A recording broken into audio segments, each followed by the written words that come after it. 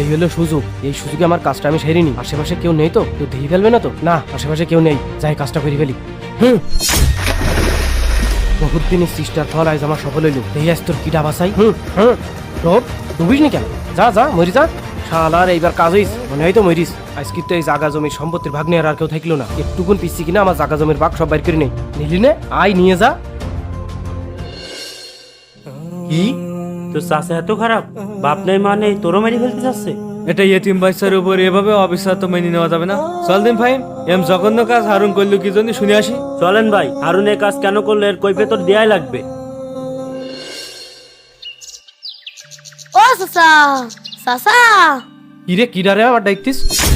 কিরে তুই মরিস না? না দাঁড়া, তোর আজকে মেরি ভালো। হারুন দাঁড়া, এক পা কবি নি তুই।